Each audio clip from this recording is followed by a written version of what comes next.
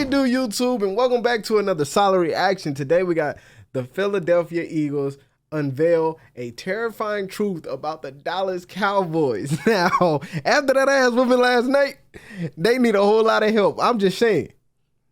But there's two people I don't bet on: Tom Brady and Jalen Hurts. I'm just being real with you. I'm not even a Eagles fan, nor am I a Timber. I was about to say Timberwolves. I am a Timberwolves fan. Nor am I a dang Pittsburgh. I was about to say, it's not even with the Steelers. God damn, bro. The Buccaneers. There we go. My fault. Anyways, like, I'm not neither one of them fans. I'm a Rams fan, to be honest with you. That's just the facts. But if there's one thing that I find hilarious, is the way Cowboys fans act after these losses, boy. I've been on Twitter geeking, but we're going to go ahead and check this one out, man. If this is your first time seeing your boy solid on your screen, man, do your boy a favor, man. Hit that like button, subscribe to this channel, and turn your notifications on. And if you hate me, do the same thing, you know? Yeah, join the vibe. Be outside with the boy. Let's see what's going on, man. Down right there, but it was across the line. It is going to be some show when they look at Sirianni. Look at Sirianni. He down already.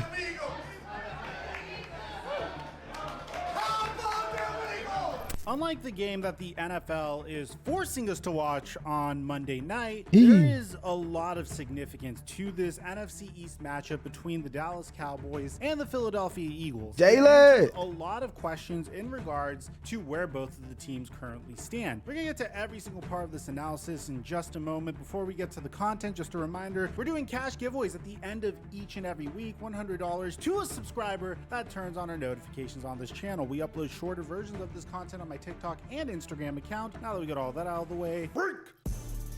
Okay.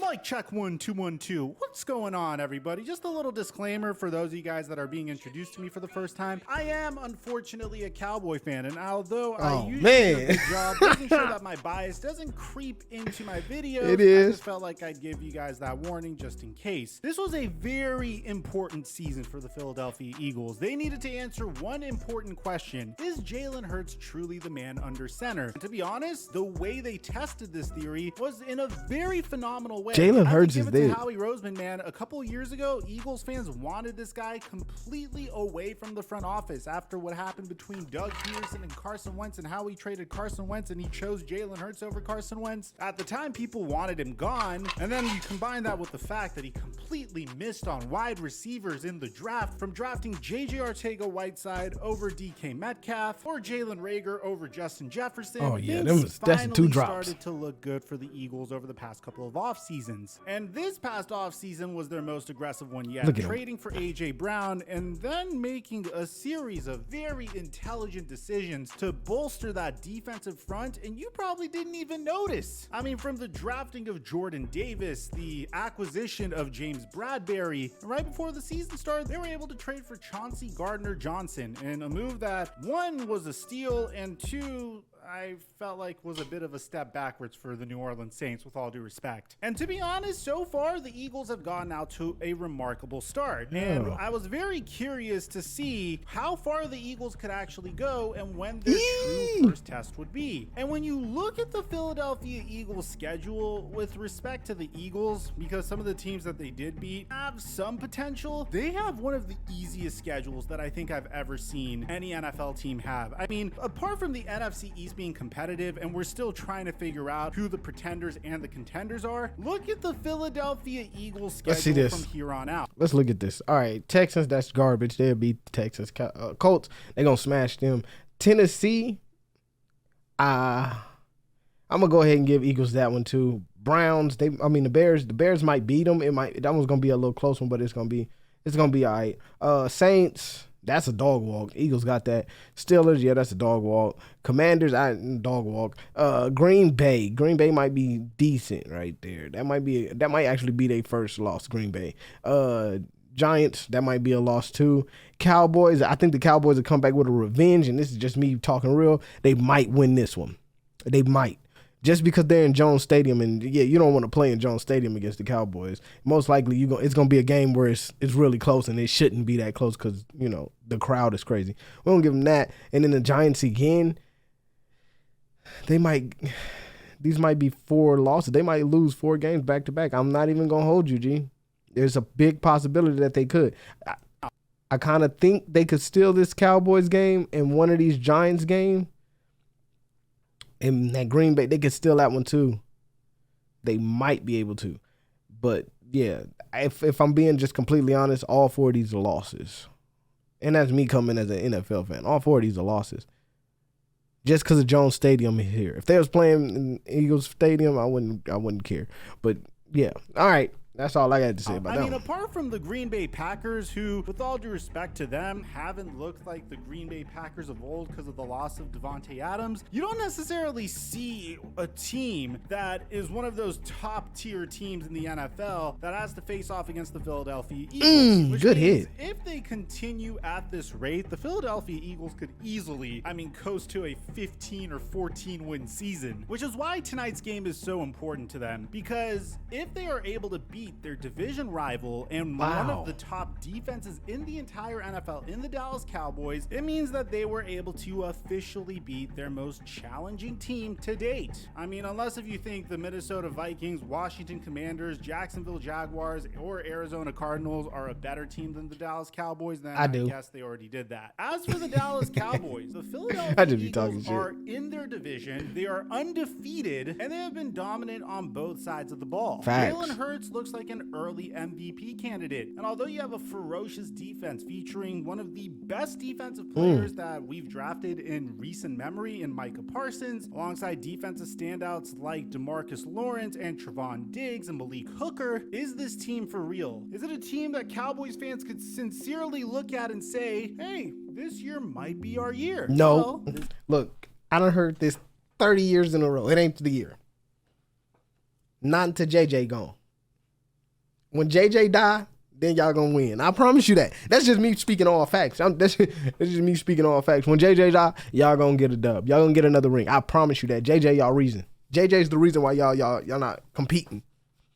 That's just the facts. This game will explain all of that to us. Coming into this game, there was a very fascinating narrative surrounding Cooper Rush. There were some Cowboys fans that thought that he should be the full-time starting QB. I was never one of those individuals because I knew what Cooper Rush was good at from the very beginning. And I knew based upon the situations he was placed in, he would be successful if one thing didn't happen. And that's if the opposing team didn't get off to a very, very hot start. And the Dallas Cowboys defense were able to contain that opposing team. Now, I'm not placing the blame on the Cowboys defense, but in a game where you're going up against the Philadelphia Eagles, who have a remarkable defense and a really solid offense, and the Cowboys defense is able to get some stops, but the Cowboys offense isn't really able to get much going, that's when Cooper Rush's weaknesses become more apparent. Now, you couple that with some questionable game planning and some questionable decisions by the Dallas Cowboys, and it's a recipe for absolute disaster. So I think you guys know the very first play that drove me crazy at the very least. It's the beginning of the second quarter, 3rd and 9. The Dallas Cowboys are down by 2 touchdowns at this point. They may be feeling the game slipping away a little bit. Well, luckily for the Cowboys, Cooper Rush was able to connect with CeeDee Lamb, and CeeDee Lamb heroically stretched out his arm to ensure that he got the first down. But the ball was spotted a little short, and it was ruled as 4th and inches. Instead of challenging this play, the Cowboys made a series of decisions that I'm pretty sure my 5-year-old cousin wouldn't even make on Madden. They decided to hurry up and not even go for a quick QB sneak. They decided to hurry up and throw the ball on a bootleg, which when you it's the coaching staff. Couple that with the it's the coaching staff. They're way deep in their own territory. It was on their own 35-yard line. Then you have one of my biggest issues with the Dallas Cowboys. And I'll say this over and over again, I don't have faith in their coaching staff.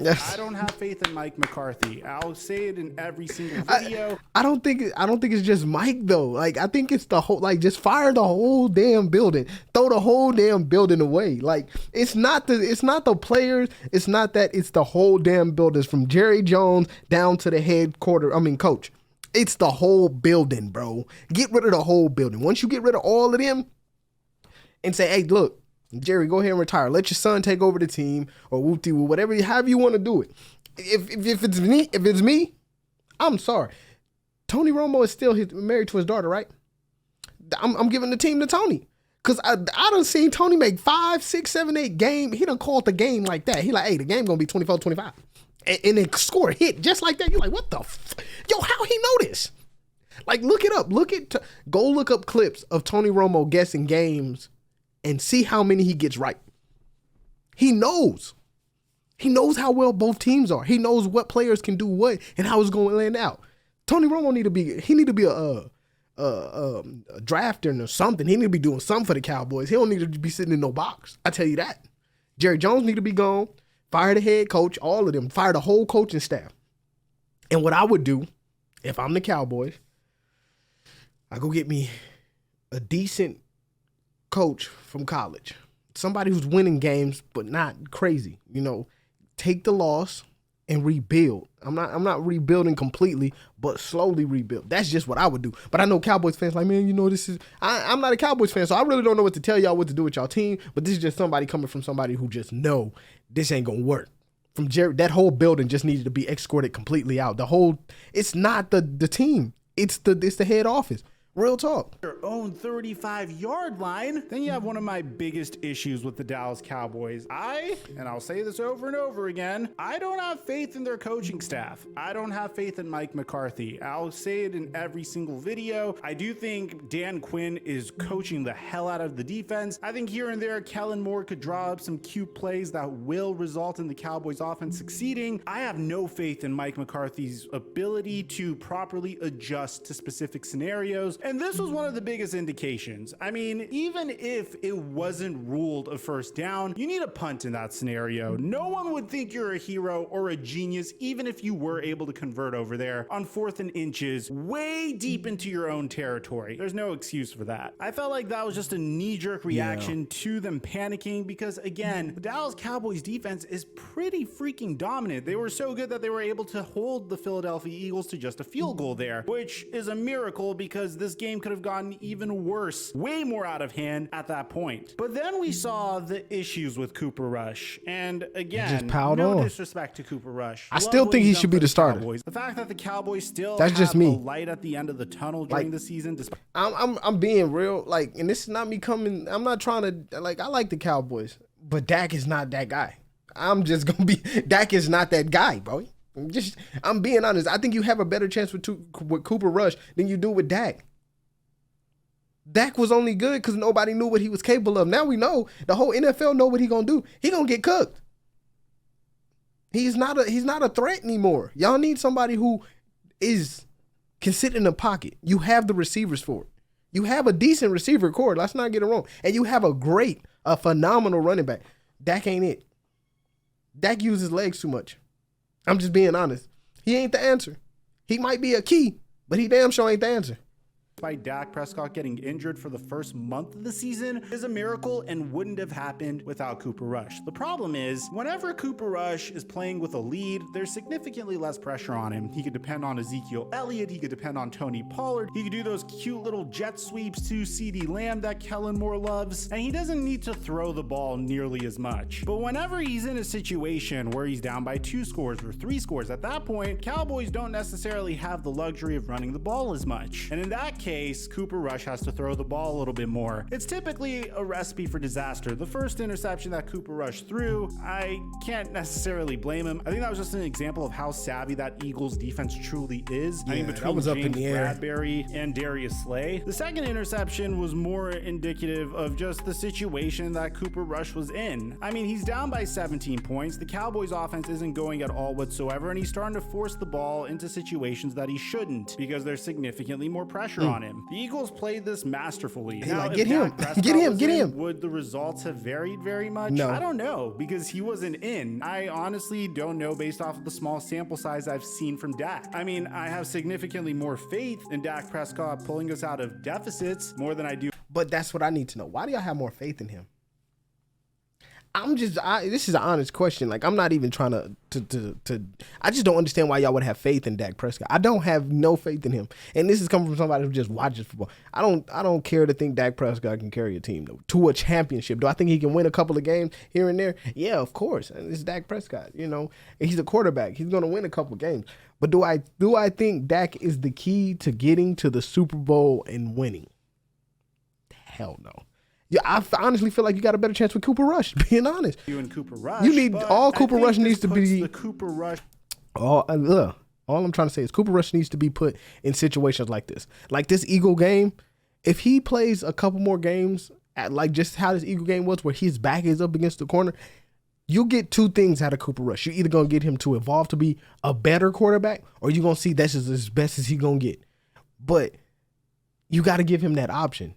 Cooper Rush might step up, but he's never been put in the situation, like he's been saying, he's never been put in a situation where he's down.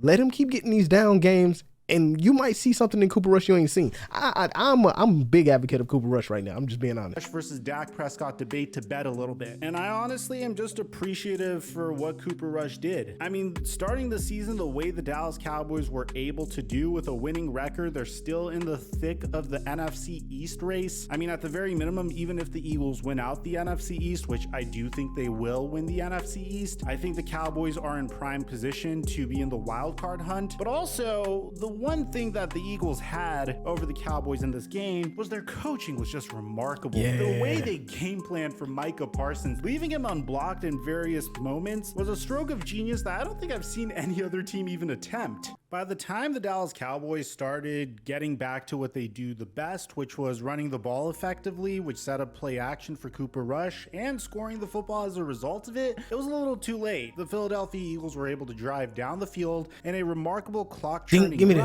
to make the game a two-score game in the middle of the fourth quarter. And I'm not really faulting the Dallas Cowboys defense for this one, man, because I think they played remarkably. And considering the fact that Cooper Rush threw 3 interceptions tonight, the fact that we were even close to staying in that game, to me, is remarkable. The Philadelphia Eagles are clearly the real deal, both offensively and defensively. And I'm telling you, I would not be shocked if this was a team that won 14 to 15 games this year. A lot of people are talking down to Cooper Rush, but Cooper Rush was always who I thought he was. He is a really freaking good backup that I think Cowboys fans need to appreciate. I mean, think back to the 2020 season, man, when Dak Prescott went down for the entire season. Our season was over. I mean, it was done. There was no hope for us at all whatsoever. Those games with Andy Dalton under center, and later on, I think Will Greer was our third string at that point, were so painful. At least we got Micah Parsons as a consolation prize for it, but it was still a very painful season. So to have a backup QB being able to step in, lead us to 4 victories and only 2 losses, and keep us in the hunt in the competitive NFC East is something that we should appreciate. Yeah, Cooper Rush isn't the next coming of Tom Brady, but that's not really news to me, and I'm sure it's not news to you. Dak Prescott should return next week in a game versus the 1-win Detroit Lions, and hopefully we can get back to doing what we do best and try to bounce back for the rest of the season. For the Philadelphia Eagles, man, enjoy your season. It seems like you guys absolutely crushed it in the offseason in terms of team building. It seems like Nick Sirianni is truly the head coach for you guys that embodies the personality of Philadelphia. It seems like Jalen Hurts is clearly the answer at the quarterback position. Yes, he and is. It seems like this season could potentially be a special season for Philadelphia Eagles fans. So let me know in the comment section down below, what do you guys think about all this? If you're a Cowboys fan, are you feeling a little bit more optimistic despite this loss? If you're an Eagles fan, do you think this year is your year? I'd like to hear what you have to say. Aside from that, all right, man, that's the end of this video, man. And I like what he was saying. I mean, yeah, I do agree with him. It's the coaching staff on the Cowboys. It's the like I said, it's the whole building from Jerry Jones down. It's just the whole building needs to be just get rid of it. The Eagles, I think the Eagles will coast into it, but I think the Eagles will fall short off in the playoffs, and then we'll get a little bit more. They'll step back and rebuild and do what they got to do to figure out what's going on. I do agree with him that the coaching staff for the Eagles is exactly what they needed. That's the embodiment of what being an Eagle is he's that. So I do agree with that. One thing that I disagreed with was the fact that I don't know. To me, I think Rush is the answer. That's just I don't know. Like, to me, I think he's the answer. I don't think it's gonna be Dak. I really don't. And I'm not trying to say Dak is not that good. I enjoy Dak so freaking much. I like Dak, but I just don't think he's the answer. But, man, if y'all guys did enjoy this video, man, and y'all want to see me react to some more football stuff like this, man, make sure y'all hit that like button, subscribe to the channel, and turn your notifications on so we can check out some more videos just like this. I'll see y'all in the next one. Peace.